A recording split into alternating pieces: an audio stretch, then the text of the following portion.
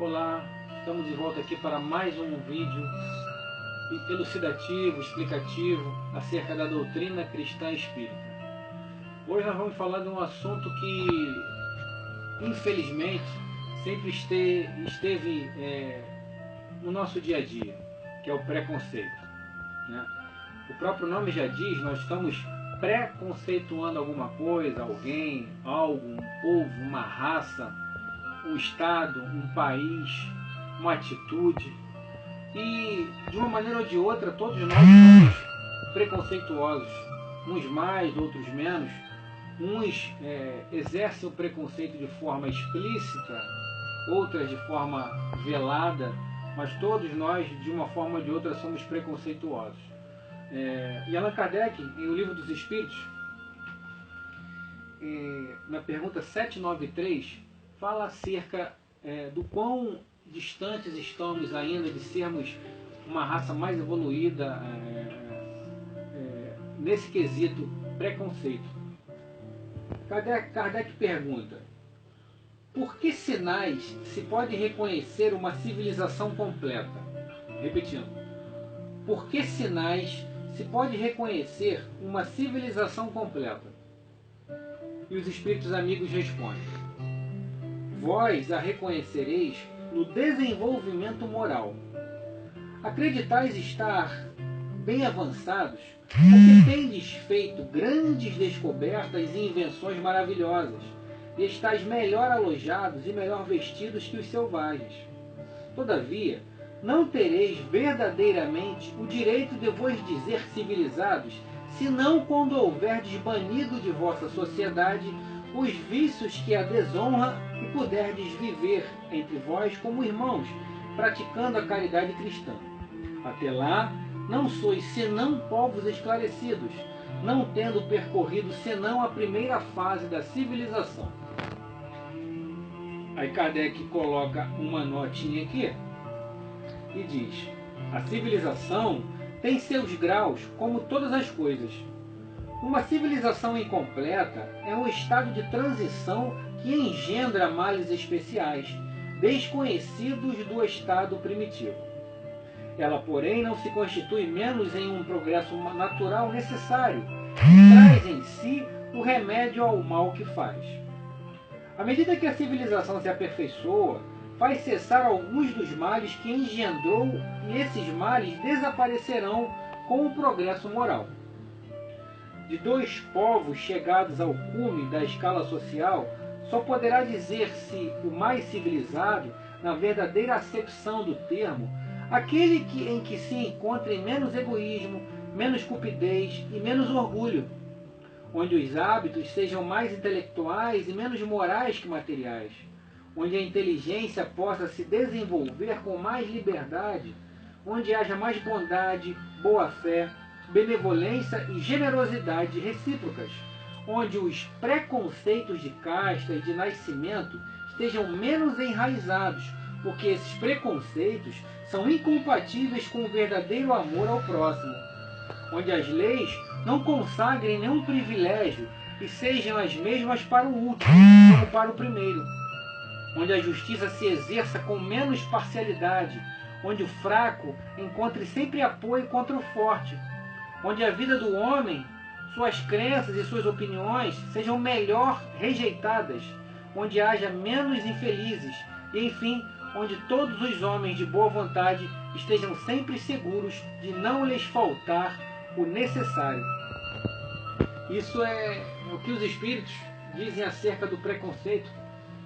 Nós temos que levar também o preconceito, nós que espíritas, né, que sofremos tanto preconceito por parte de outras doutrinas, mas nós também exercitamos, digamos assim, entre aspas, o preconceito. Dentro da nossa própria doutrina existe um braço dela que fala acerca da pureza doutrinária. Eu não encontro nas passagens de Jesus nada acerca de pureza doutrinária. Pureza doutrinária para o Mestre Jesus é a prática do amor, a prática da caridade.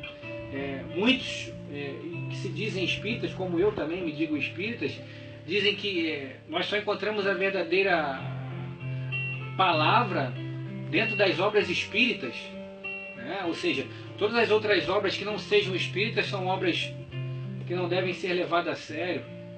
Ora, é puro preconceito.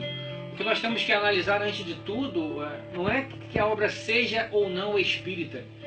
Que alguém pode fazer uma obra que se diga espírita e na verdade diga um monte de baboseiras, coisas irreais.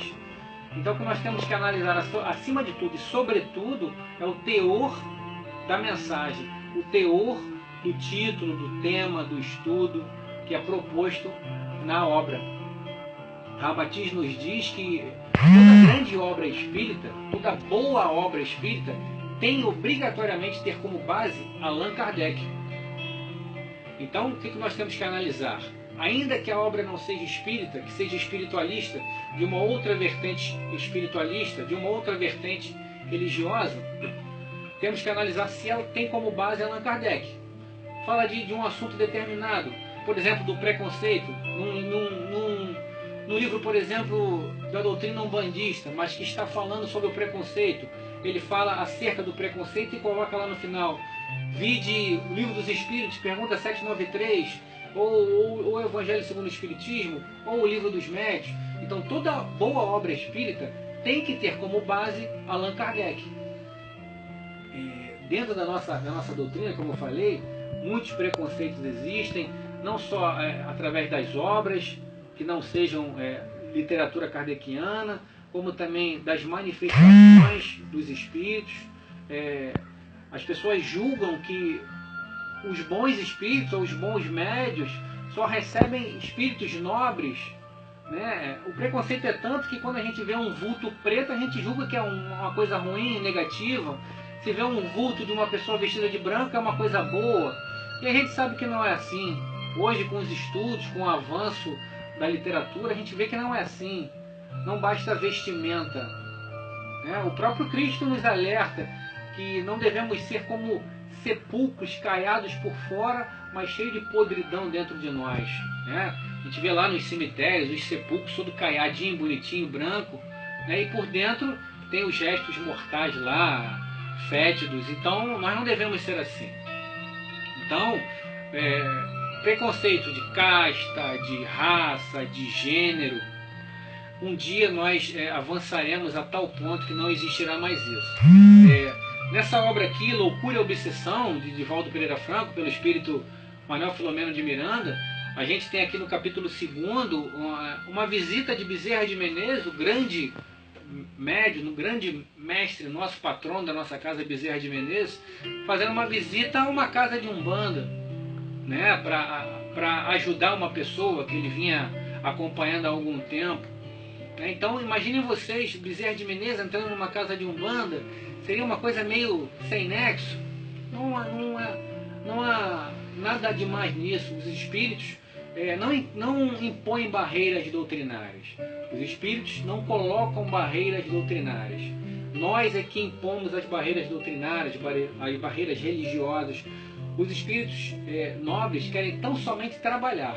Não importa se é na casa espírita, se é uma casa umbandista, um candomblessista, ou uma igreja evangélica, ou católica, enfim, não importa para eles. Eles não têm preconceito. Eles simplesmente querem trabalhar. Né, meus irmãos? Então, muitas pessoas veem médiuns trabalhando de forma tranquila, serena, ereta, e não sabe que ali por detrás ali tem um caboclo, tem um preto velho, tem um guardião atuando ali, né? Na nossa própria casa espírita, nós trabalhamos no comando da seção de desobsessão, os pretos velhos, os caboclos auxiliando, os guardiões tomando conta das casas, as crianças atuando de forma ostensiva, labutando sem parar. Nós temos uma falange médica, que é de Bezerra de Menezes, com André Luiz, com Dr. Eiras, Pedro Ernesto. Nós temos uma falange católica com Padre Cícero Romão Batista, Dom Bosco. Enfim, nós temos a falange de caboclos e pretos velhos, comandada por Ramatiz. Enfim, uma série de falanges espirituais trabalhando com uma só bandeira, que é a bandeira do Cristo, do amor e da caridade. Ok, meus irmãos? Então que nós possamos abrir a nossa mente para a grandeza espiritual e não ficarmos restritos apenas a uma linha de atuação. Nós temos que ampliar a nossa mente para que a gente possa, com essa amplitude de mente, a gente possa angariar mais amigos e mais espíritos ao nosso lado, nos amparando, nos orientando, nos intuindo, nos instruindo. Ok, meus irmãos? Agradecemos a presença de todos. Nós pedimos mais uma vez que vocês possam curtir, comentar, compartilhar os nossos vídeos e que essa mensagem se propague pelo maior número de pessoas possíveis. Até o próximo vídeo. Muita paz. Um beijo no coração de todos. Fiquem com Deus.